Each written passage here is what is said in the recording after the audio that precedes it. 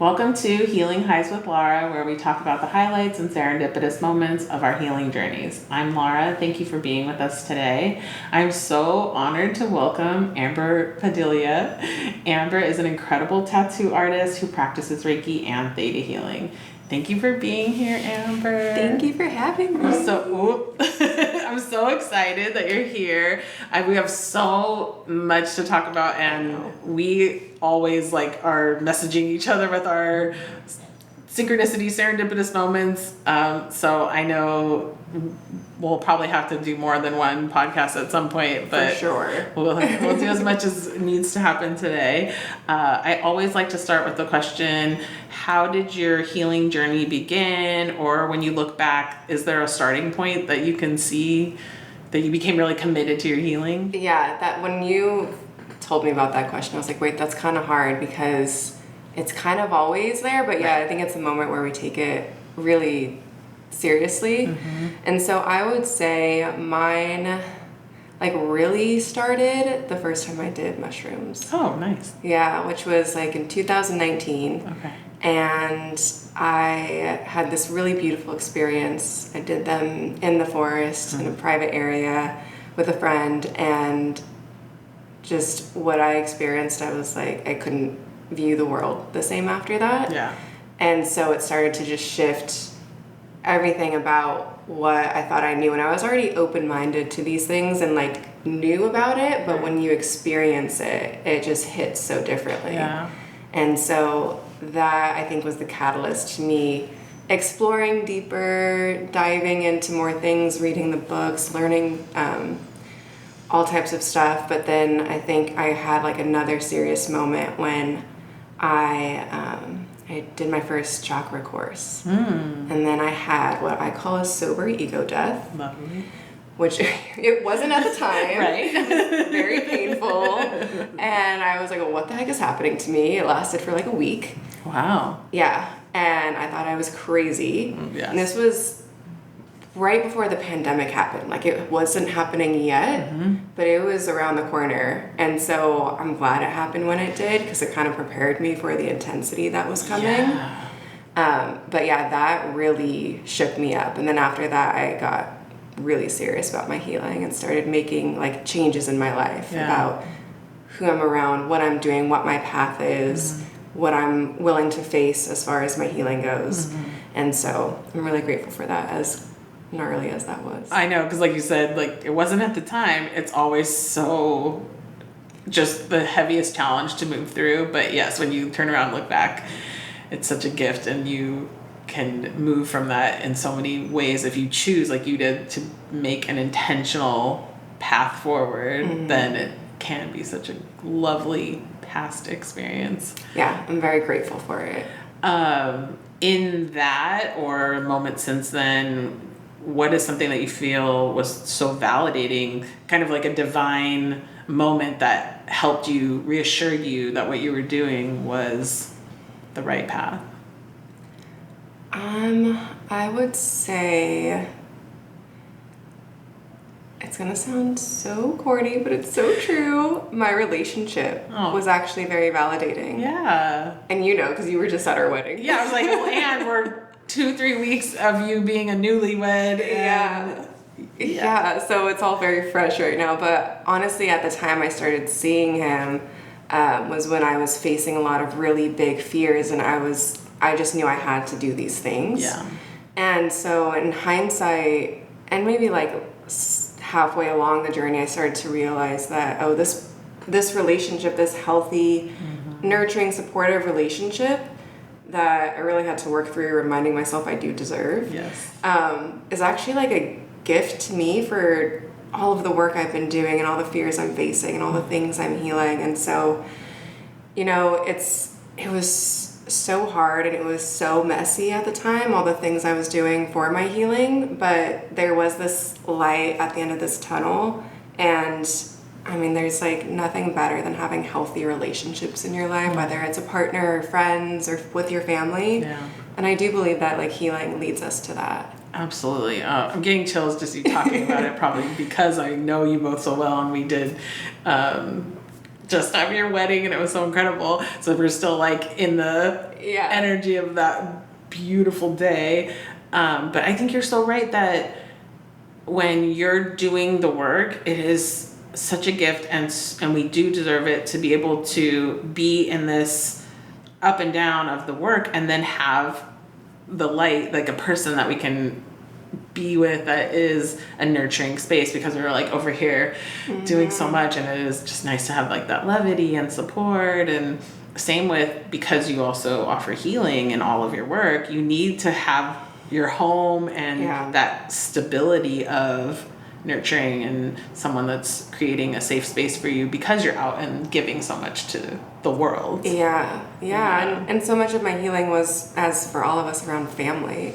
So to have something stable, like, you know, he was always family to me, and so to have that, and like our friends can be family, like, you know, just having something there as you sort through the complete opposite, which is the messiness of it. But it's, you know, I'm grateful I had something to keep me going and like just remind me that there is good that's going to come out of all this hard work. Absolutely. Oh, absolutely. And I think this podcast, that's what I hope for people, that whether they're starting their healing journey or in the midst of it, hearing people's stories that they've had these moments of validation, then you can recognize them for yourself, then you have more of them, and it helps you to keep going, because it can be so heavy. So it's like, oh yes, there is something that like is telling me you're doing it, keep going, we're watching, we're here, we're supporting, you know, the universe is doing all of that with us.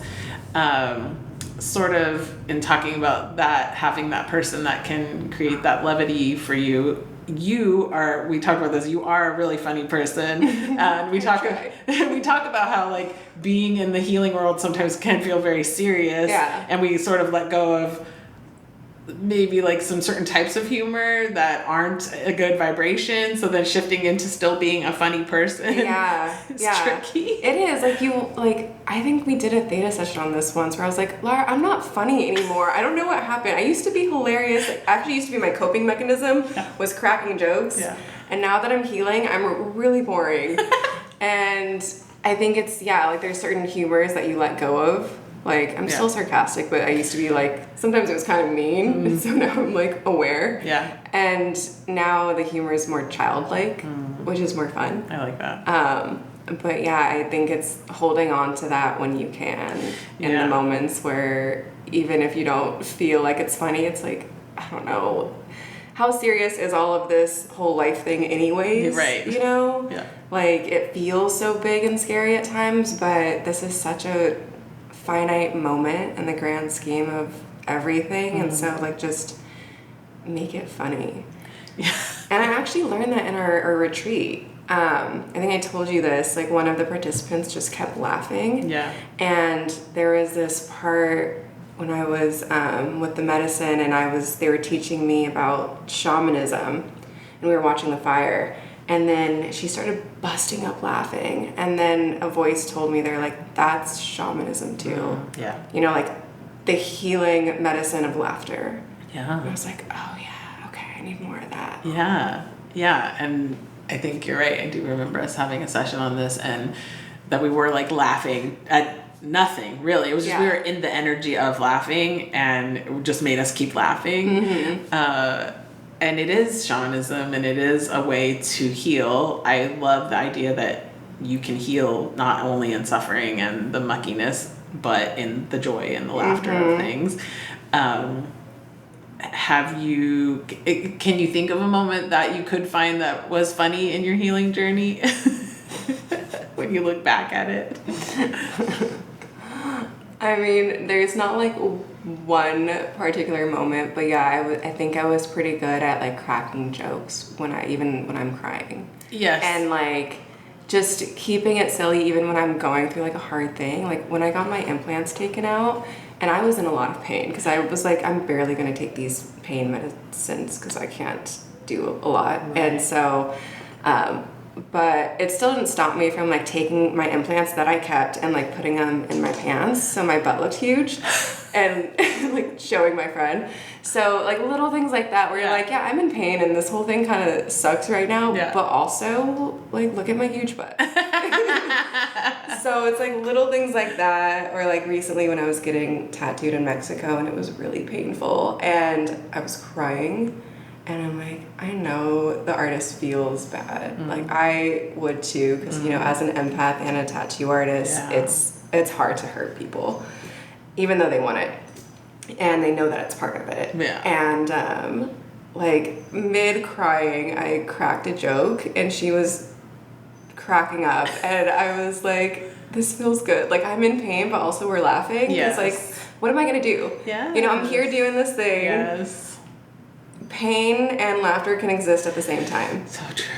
Oh my gosh. And I think that's so true for our lives, right? We can, because sometimes people think, oh, if you're sad, you can only be sad. You have to be in that sadness, or things must be really great for you if you're always happy. And it's like, well, you can exist in all of those things in seconds, you know, and, or at the same time. And like I said before, I do think you're so funny, and I remember when we were first getting to know each other and you said something that was so funny, and I had told my sister like about whatever it was. I know what you're talking about. And she was like, wow, who is that? She sounds really funny. And I told you, like, thank you, because that's something I think about a lot. Like, I still want to be funny, even though I'm on this like quote unquote serious healing journey. Yeah. And then you're talking about the cat kids. Yeah. So our favorite joke is, I guess it was a meme, and it was like, on this, the day of my cat's quinceañera, and my cat's birthday was like that day. Or something. I got to celebrate your cat's birthday. Yeah, so it was like a perfect, like, so then we would always like quote that, and it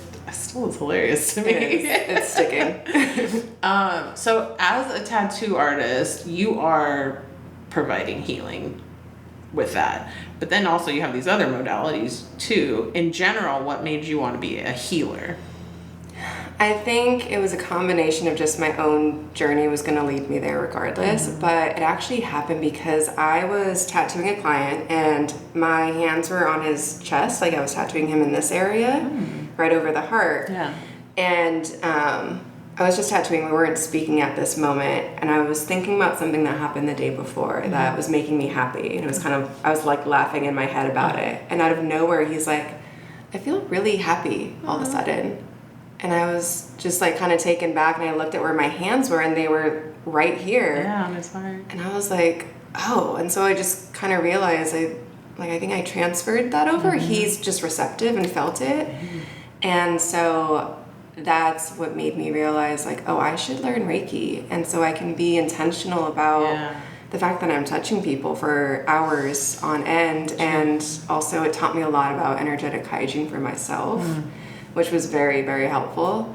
And then it was actually one of my Reiki classmates that like kind of told me like, oh, you should try Theta. And then they kind of like dropped the hint of like, I think Lara's gonna be one of your teachers one day. And I was like, really? I don't even know what Theta is.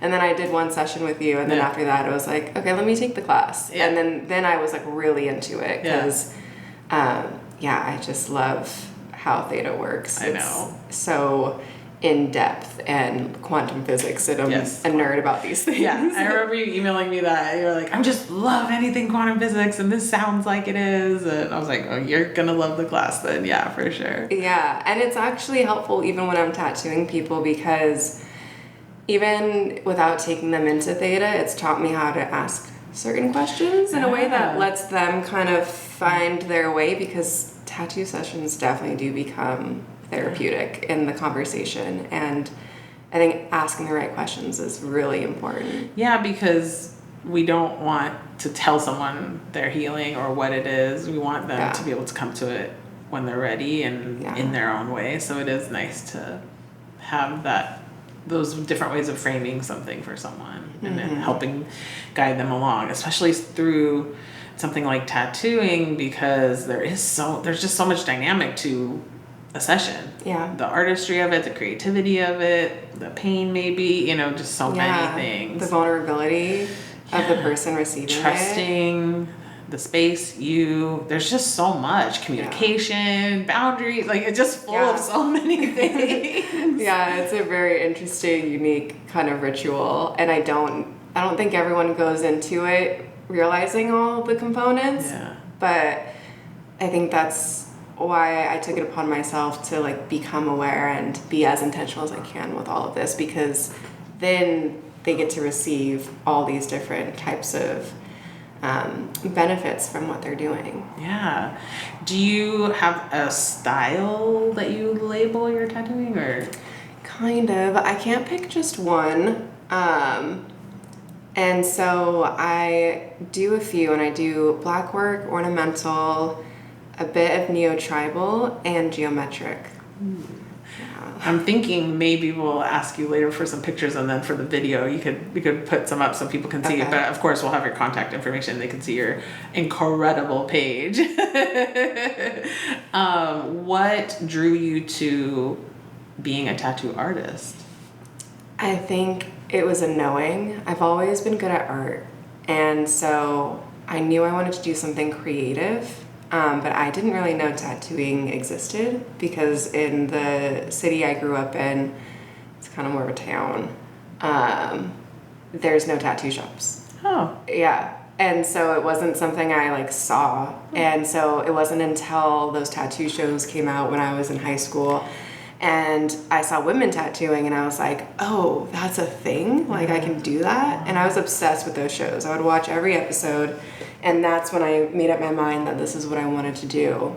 And I haven't changed my mind since. And it wasn't like a clear, straight road to it, but we got there. Yeah. That's neat that you had that direction pulling you, even though if it wasn't a clear, straight path, but you had that guiding force in you, like keep going, whichever way is going to get you there. Yeah. This is the thing. It's the good side of being stubborn, is that you can like really make stuff happen. But yeah, I also think when you know, you know. Yeah. And there is like value in stubbornness for sure. It's kind of given a bad rep, but you can definitely use it for some great things. So yeah, I think there's definitely value in it.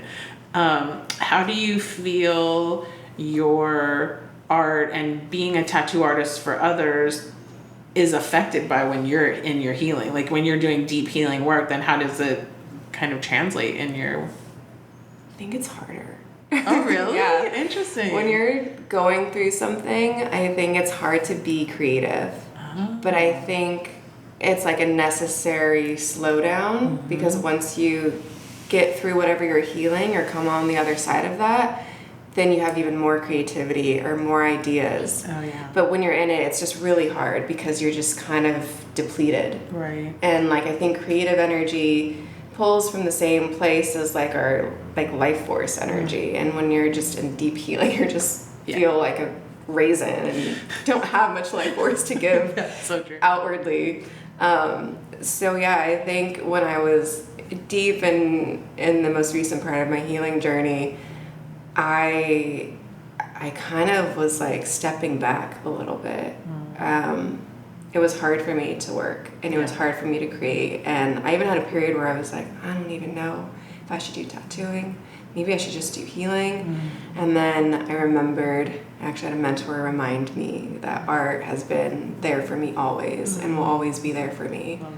And then I sat with that and I was like, oh yeah, like art is like my mother. Like she's given me everything, and she's been there through all of it and has been what kept me going through hard times. It's something I did as a kid to like, you know, express myself.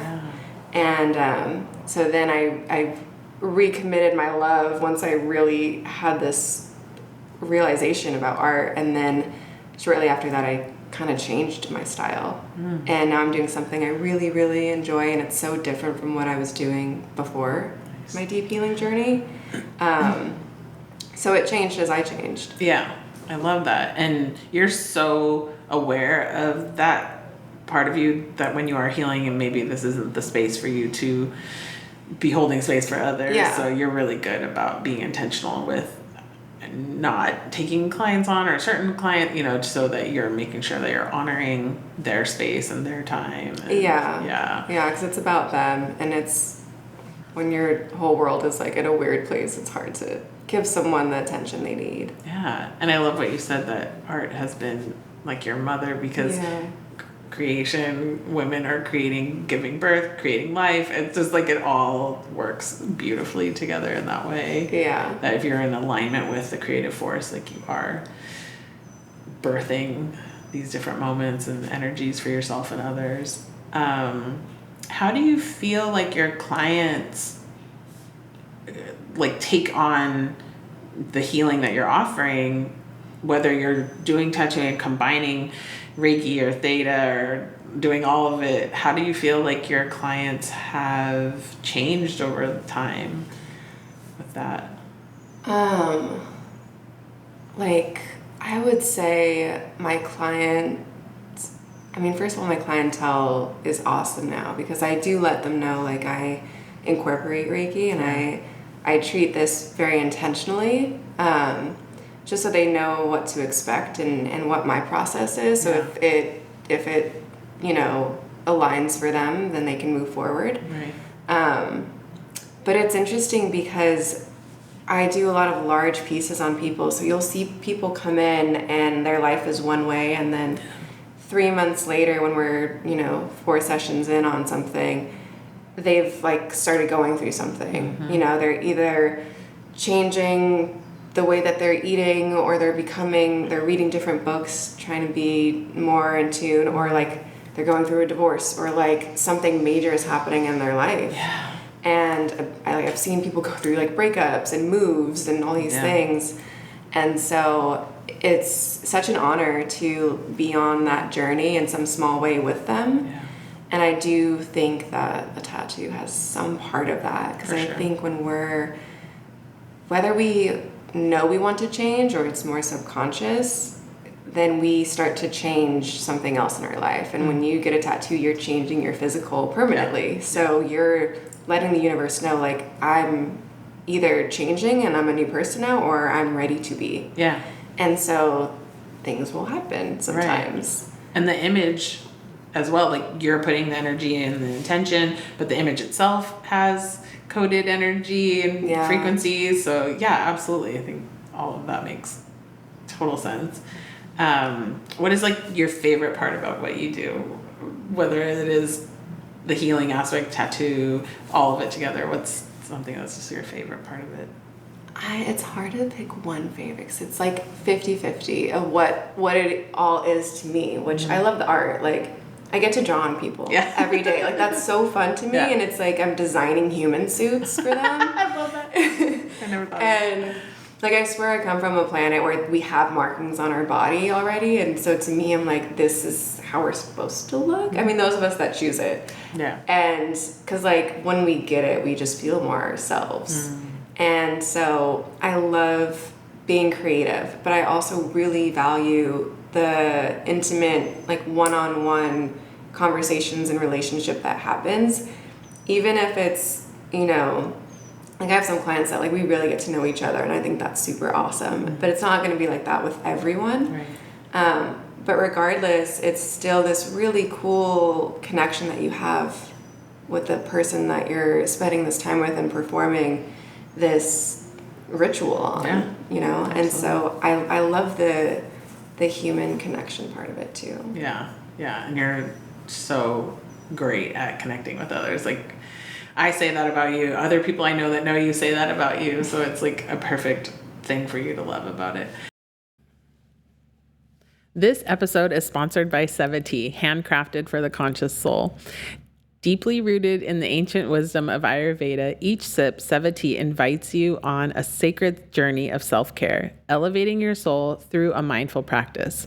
Seva Tea is available at Seva Tea Lounge inside Kavala Wellness in Long Beach, California, and on Etsy.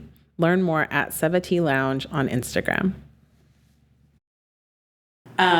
So you and I were talking, the idea of the podcast is to talk about these highs of our healing and also serendipitous synchronicities that we experience that validate our healing. And we were saying that it's so challenging in a way to frame them because they can sometimes seem so small and insignificant. Like if you just told someone like this really simple, like, oh yeah, and then I saw a yellow house, like, okay, big whoop, what's the big deal? But no, you don't understand. Where I grew up, there was a yellow house and it meant this to me. Or it translates into some moment later that was really a strong validation, a divine moment. And so it is hard to share those stories because they seem small, but because you and I we're always, like, we were talking about your wedding, and I was officiating your ceremony, and then you reached out to me, and the moment I got your message, I looked up and there was a card that said just married. So like it's just like these little tiny moments. So cool. And then like I'm calling you back and going, answering your question or whatever it was, I'm like, and by the way, this just happened. So it is these like little moments, but they're so supportive, and they happen a lot with you in your own life, and then between me and you, I feel like there's a lot as well. And so if you can, even though it is hard to sometimes frame them and give context, what are like 2 or 3 of your favorite synchronicities of your healing journey? Yeah, there's a lot of them. I would say, gosh, I just had one in mind. One that kind of reminds me of your just married one is like when you get them through writing is always fun because it's so in your face. So when I travel out of the country to get tattooed now, and it's like this, it's actually part of my healing journey. I really feel like I don't fully understand it yet, all that's happening, but so I was planning to get my chest and my torso tattooed in Spain. Yeah.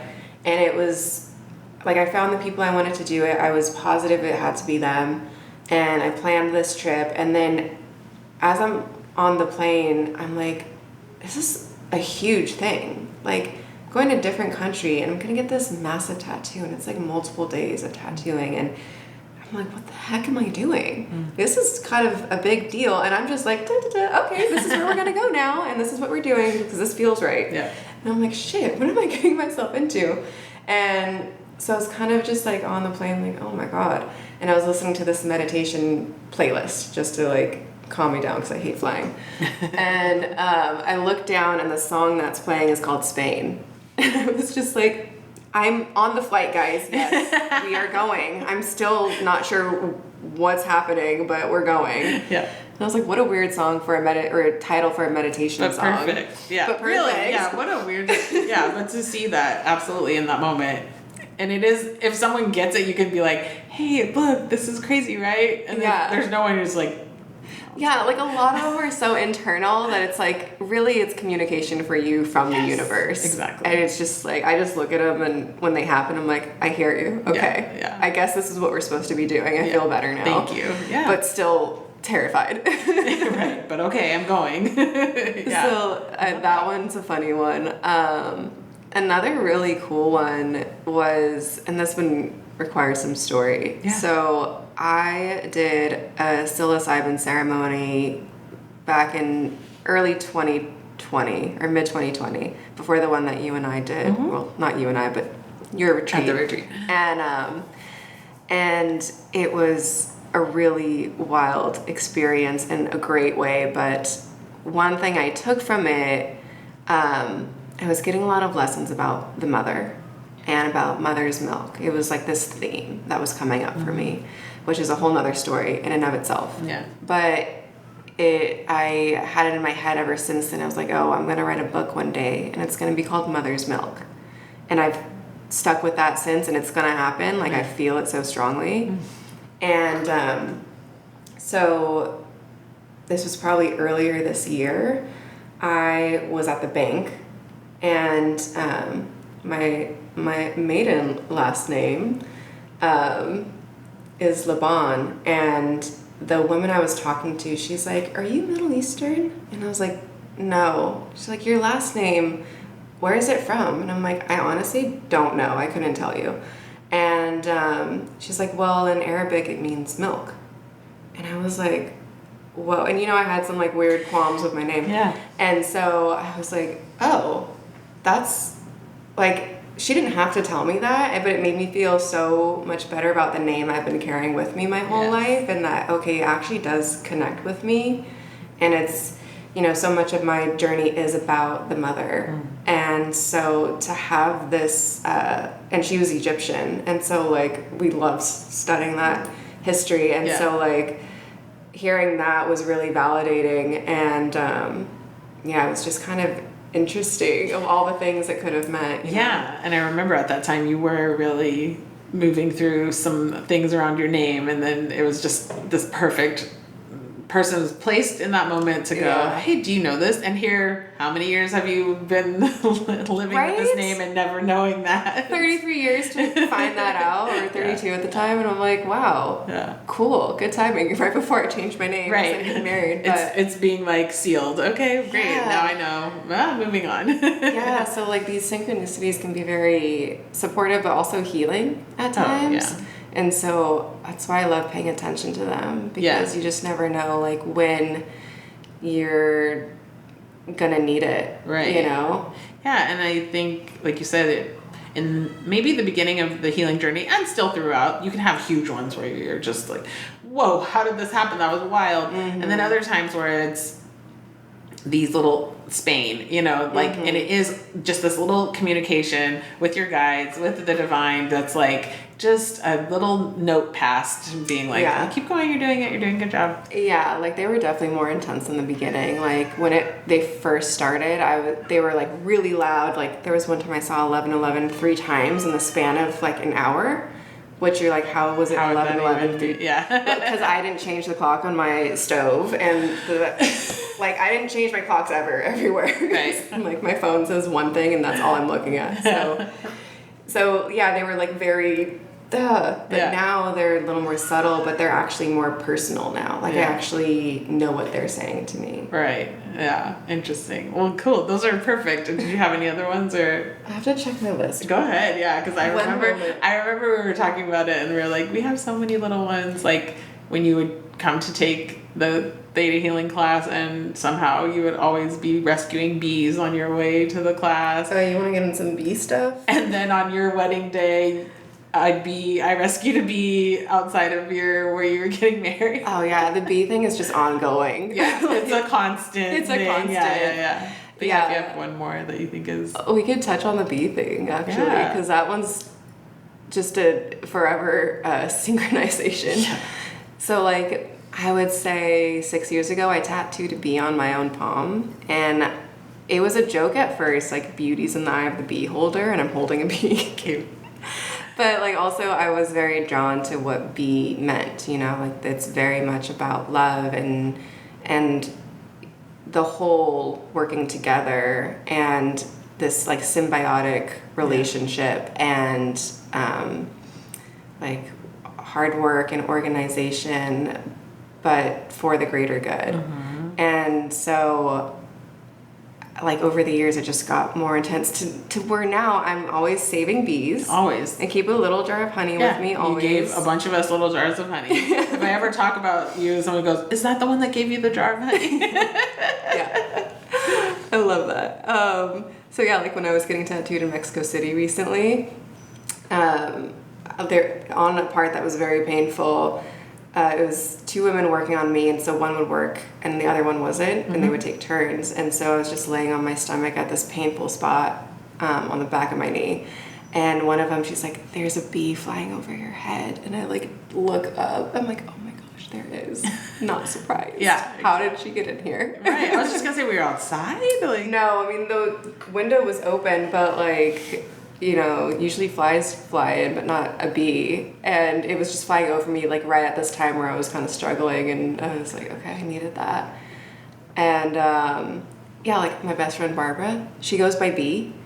I heard you call her that at one point, and I was like, oh my god, I never even... Yeah, so it's, like, all these signs of, like, finding what's for you, and, I've tattooed bees on people. I see them in odd places. It's just, it doesn't go away. Or like when I'm talking to people, they'll see a bee. Like I'll be on the phone with someone and they're like, oh my god, there's a bee right here. So that one's just forever ongoing, and I love it. Yeah, one of your friends at the wedding when I said, like, yeah, and then of course here I am at Amber's wedding and a bee lands on my dress because it was a flower skirt and it was on thinking it was a flower, but then I could tell it was weak, and then I ran and got it. And right before that, Barbara had said, like, oh, do you want to put honey in it? And put the honey down. And then you guys left, so I knew where the honey was. I knew there was honey. I knew it was where it was. Oh my gosh, how funny. So I ran in, got the honey, gave it to the bee. It ate it up, flew away. And even when I was saying that to someone else there, they were like, yeah, Amber's forever changing the bee population for the planet. And I was like, exactly. Like, we all just know that, you know. I'm trying. Yeah. It's my friends. So yeah, that's all my questions. I know we have so many other things, and I'm sure we'll have another great podcast in the future where we can go into more things about love and self-love and growth and all kinds of different topics that we love talking about anyways. But I want to ask you one final question. Just because you are an artist and so creative, when you were a child, what did you want to be when you grew up? I think it changed a lot. I wanted to be an actress at one point. Then at another point I was like, oh, I should be a lawyer. And then I was like, I want to be a singer, but I can't really sing that well. So I think it was always, the lawyer thing I got over pretty quickly because I was like, oh, I don't know. And, but then at one point I stuck to like art, like a fashion designer, like something where I'm drawing. Yeah. But that's why I love tattooing, because when I saw it, I was like, oh, you get to draw something different every day. Yes. Like I'm not just drawing clothes, because I was already like designing clothes at that point just for fun. And, so then I was like, oh yeah, that's it. Like I need to draw something different every day and like have this freedom of like ideas. Yeah. But it was always something in the realm of creativity. Yeah, that's perfect. I like that it was creative and art, and it led you into this point where you have been. Yeah. So we always end the podcast asking the void a question, which I know you're familiar with. Yes. Do you have a question you want to ask the void? You just ask it into the air, or I have one if you don't. I want to hear yours because I haven't given it thought, and I feel like yours is better. Well, because we're talking about tattoos, I wanted to ask the void if they have any tattoos and what is one of them of. Yes. What is it of? Orion. Oh, me too. That's like my favorite constellation. Literally on my face. So there's another perfect synchronicity because there you go. The void, of course, knows all. But that's my absolute favorite constellation. I know you. We've looked at the stars at night together and had this conversation, so that was perfect. That's hysterical. And I changed it. I was going to say, where is it? But then I thought, well, the void is all things, so I can't say where. It's everywhere. Say, what is it? Yeah. Amazing, void. Do you have another question you want to ask, or we just... I don't know. That was pretty good. It's really good, void. I'm barely... that was one of the best. Incredible. But thank you so much for being here and telling us a tiny part of your story. I know so many people are going to find it so helpful and validating and inspiring. So I just appreciate you taking the time to be here and talk with me and everyone. Thank you so much for having me. Yeah, I'm so excited. And thank you, Void, for also having me. Yeah, Void. You're welcome. Void's getting a lot of airtime today. But we will have all of Amber's contact information in the information below. If you're interested in all her incredible gifts, you'll go to her Instagram, and then through that you can find her website. But she's tremendously talented. So you will be extremely blessed if you have any time with her. And even though I have no tattoos, I know like the day that finally one is like smacks me in the face of like, this is the one, you're going to be the person to do it. But thank you, healer, for joining us today. I wish you joy and serendipity on your healing journey, and I hope our paths cross again. That was freaking No, I literally like these amazing. 3 dots on my face. That's Orion's belt.